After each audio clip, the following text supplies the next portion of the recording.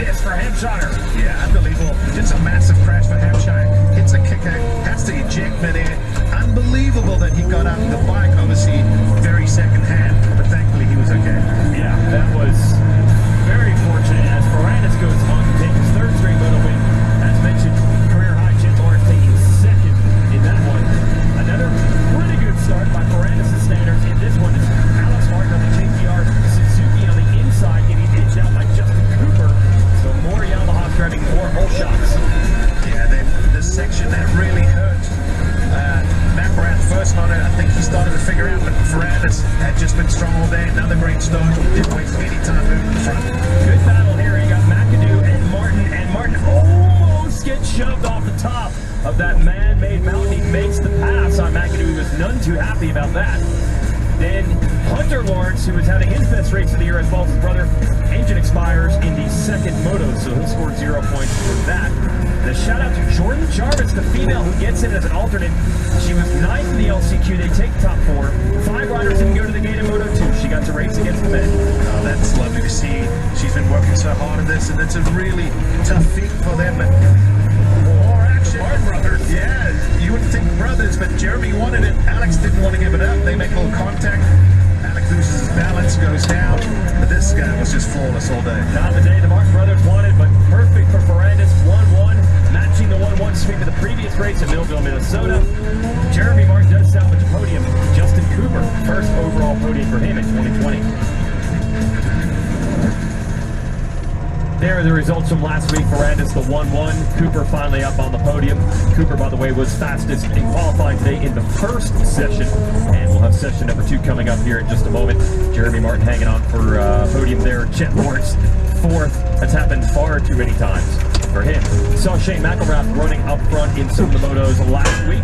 Been rolling out our motocross Mount Rushmore package every single week, talking to these riders who's in their favorite 4 riders of all time. Let's see what Shane has to say on that topic.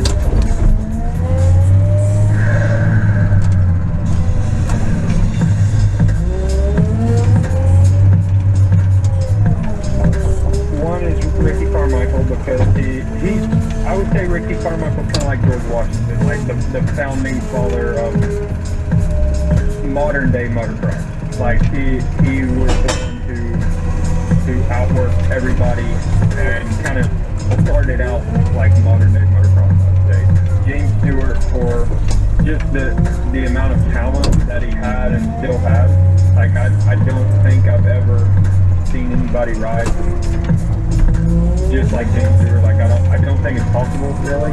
I think Ken Roxon is the closest one to ride like Stewart, but just the way that James did some things, I don't know if that'll ever be matched. Probably one of the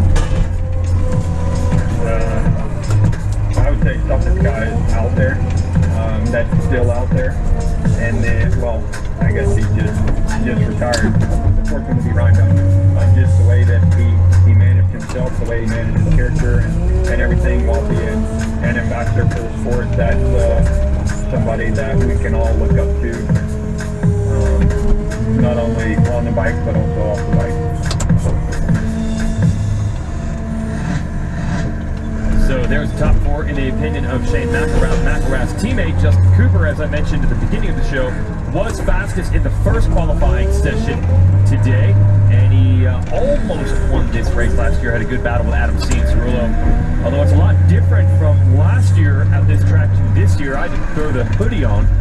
It's fall, and we're in the mountains, so it is not quite cold, but definitely crisp. Yeah. 57 degrees right now. That's not what we're used to in Lucas Oil Pro Motocross. So we'll send it to Will Christian down to the track, of course, wearing a jacket. What we need.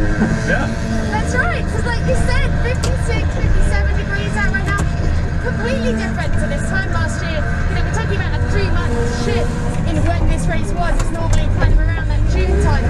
But also, it's a massive shift for all the riders and teams from last weekend in Florida at WWI to this weekend here in Colorado. We had high humidity, temperatures were in the 90s, and of course we were at sea level. There's a big difference for the riders coming in today.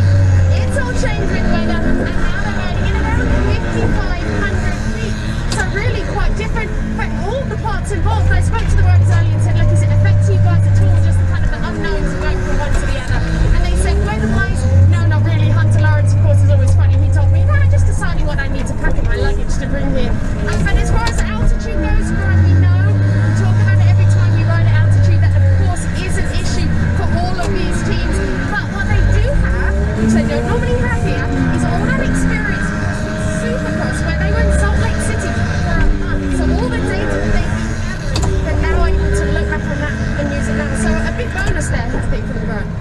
Yeah, it's a great point you have there, Will, and I think we've come so far in understanding. You know, a lot of these top guys have trainers. You know, Star, they use Gareth Monaco.